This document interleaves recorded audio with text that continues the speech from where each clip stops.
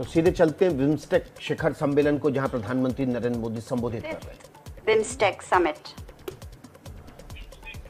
मैं बहुत ही प्रसन्न हूं। बिम्स्टेक की स्थापना का यह 25वां वर्ष है, इसलिए आज की समिट को मैं विशेष रूप से महत्वपूर्ण मानता हूं। इस लैंडमार्क समिट के परिणाम बिम्स्टेक के इतिहास में एक स्वर्णिम अध्याय लिखेंगे। एक्सेलेंसीज, पिछले 2 सालों के चुनौतीपूर्ण माहौल में राष्ट्रपति राजपक्ष ने बिम्स्टेक को कुशल नेतृत्व दिया है। सबसे पहले मैं उनका अभिनंदन करता हूं। आज के चुनौतीपूर्ण वैश्विक परिप्रेक्ष्य में से हमारा क्षेत्र भी अछूता नहीं रहा है। हमारी अर्थव्यवस्थाएं, हमारे लोग अभी भी कोविड-19 पैंडेमिक के दुष्प्रभावों को झेल रहे हैं। पिछले कुछ सप्ताहों के यूरोप के डेवलपमेंट्स ने अंतर्राष्ट्रीय व्यवस्था के स्थायित्व पर प्रश्न चिन्ह खड़ा हो गया है। इस संदर्भ में बिम्स्टेक क्षेत्रीय सहयोग को और सक्रिय बनाना महत्वपूर्ण हो गया है। हमारी क्षेत्रीय सुरक्षा को अधिक प्राथमिकता देना भी अनिवार्य हो गया है। एक्सेलेंसीज, आज हमारे बिम्स्टेक चार्टर को एडॉप्ट किया जा रहा है। एक संस्थागत आर्किटेक्चर की ओर हमारे प्रयासों के लिए एक महत्वपूर्ण कदम है। इसके लिए मैं अध्यक्ष महोदय का आभार व्यक्त करता हूं। चार्टर में हमने हर 2 साल में समिट मीटिंग्स और सालाना विदेश मंत्रियों की बैठक का निर्णय लिया है। मैं इसका स्वागत करता हूं। अब हमें अपना ध्यान इस बात पर फोकस करना चाहिए कि इस आर्किटेक्चर को और मजबूत कैसे बनाया जाए। इस संदर्भ में सेक्रेटरी जनरल का सुझाव है कि एक एमिनेंट पर्सन्स ग्रुप का गठन किया जाए, जो एक विजन डॉक्यूमेंट तैयार करेगा। मैं इस सुझाव से सहमत हूं। बिम्स्टेक हमारी अपेक्षाओं को पूरा करे, इसके लिए सचिवालय की क्षमता को बढ़ाना भी महत्वपूर्ण है। मेरा सुझाव है कि सेक्रेटरी जनरल पर इस लक्ष्य की प्राप्ति के लिए एक रोड मैप बनाए। यह महत्वपूर्ण कार्य समय और अपेक्षा के अनुरूप पूरा हो। इसके लिए भारत सचिवालय के ऑपरेशनल बजट को बढ़ाने के लिए $1 मिलियन की वित्तीय सहायता देगा।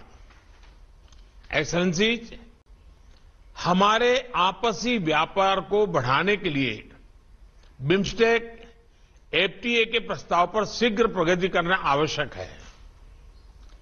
हमें अपने देश के उद्यमियों और स्टार्टअप के बीच आदान प्रदान भी बढ़ाना चाहिए। इसी के साथ हमें ट्रेड फैसिलिटेशन के क्षेत्र में इंटरनेशनल नॉर्म्स को अपनाने का भी प्रयत्न करना चाहिए। इससे इंट्रा बिम्स्टेक ट्रेड और इकोनॉमिक इंटीग्रेशन को बढ़ावा मिलेगा। इस संदर्भ में Indian council for research on international economic relations ADB के साथ मिलकर हमारे अधिकारियों की जागरूकता बढ़ाने के लिए एक कार्यक्रम शुरू करने वाला है। मैं आशा करता हूं कि सभी देश के संबंधित अधिकारी इसमें नियमित रूप से शामिल होंगे। एक्सेलेंसीज, हमारे बीच बेहतर इंटीग्रेशन, बेहतर व्यापार, बेहतर पीपल टू पीपल संबंधों का मुख्य आधार बेहतर कनेक्टिविटी है। इस पर हम जितना भी जोर दें कम है। आज हमने बिम्स्टेक के master plan for transport connectivity को एडॉप्ट किया है। इसे तैयार करने के लिए मैं एडीबी का आभार व्यक्त करता हूं। हमें इस मास्टर प्लान के शीघ्र इंप्लीमेंटेशन पर जोर देना चाहिए। इसी के साथ कनेक्टिविटी के क्षेत्र में पहले से चल रहे इनिशिएटिव पर भी हमें तेजी से आगे बढ़ना होगा। बे ऑफ बंगाल में एक कोस्टल शिपिंग इकोसिस्टम स्थापित करने के लिए एक कानूनी फ्रेमवर्क शीघ्र विकसित करना आवश्यक है।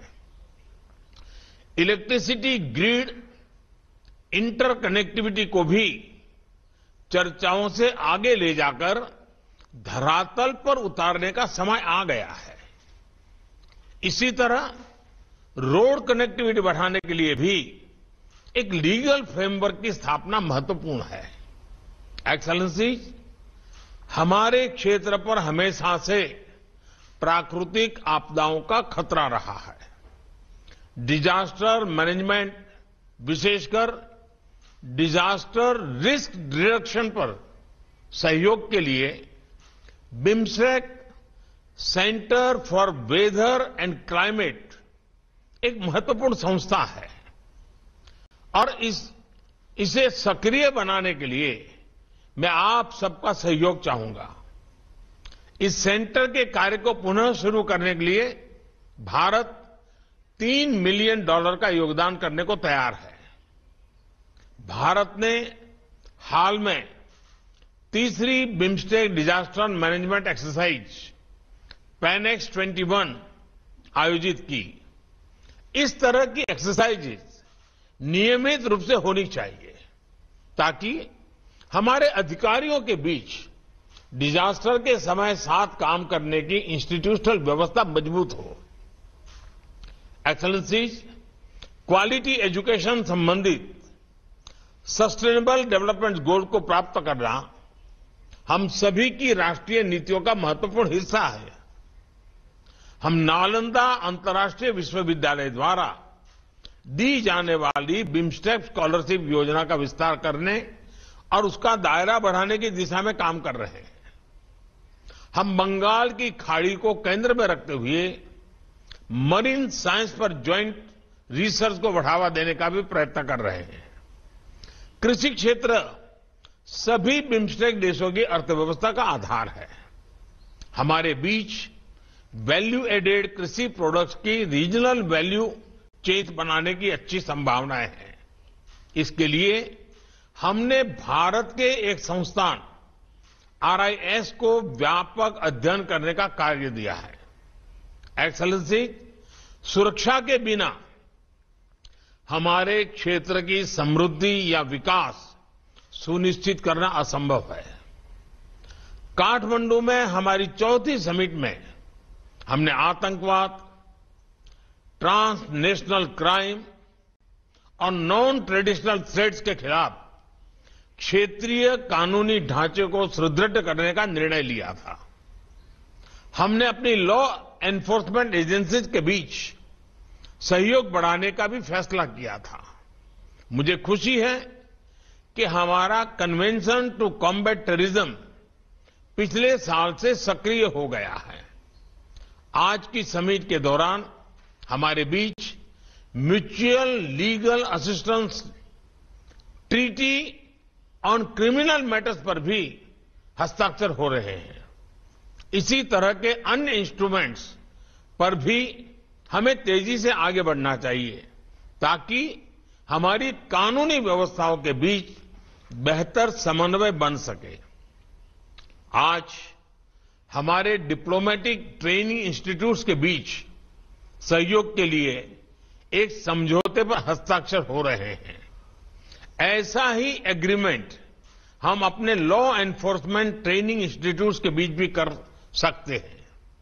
भारत की फॉरेंसिक साइंस यूनिवर्सिटी अपनी फील्ड में एक यूनिक वर्ल्ड क्लास संस्था है।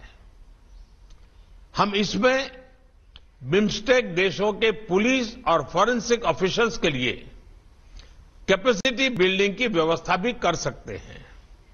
एक्सेलेंसी, आज जब हमारा क्षेत्र स्वास्थ्य और इकोनॉमिक सिक्योरिटी की चुनौतियों का सामना कर रहा है, हमारे बीच एकजुटता और सहयोग समय की मांग है। आज समय है बे ऑफ बंगाल को bridge of connectivity, bridge of prosperity, bridge of security बनाने का। मैं आप सबका आह्वान करता हूं कि 1997 में जिन लक्ष्यों के लिए हमने साथ साथ चलने का निर्णय लिया था, उनकी प्राप्ति के लिए हम एक नए जोश, नई ऊर्जा के साथ फिर से अपने आप को समर्पित करें। प्रधानमंत्री प्रयुक्त चान-ओचा बिम्स्टेक के अगले अध्यक्ष के रूप में मैं थाईलैंड का स्वागत करता हूं और शुभकामनाएं देता हूं। आप सबका बहुत बहुत धन्यवाद। प्रधानमंत्री नरेंद्र मोदी बिम्स्टेक के शिखर सम्मेलन को संबोधित कर रहे थे। उन्होंने कहा कि इस बिम्स्टेक के सचिवालय को बढ़ाने की आवश्यकता है और इसके लिए जो जरूरी कदम हो वो बिम्स्टेक के महासचिव को जरूर जल्द से जल्द उठाने चाहिए।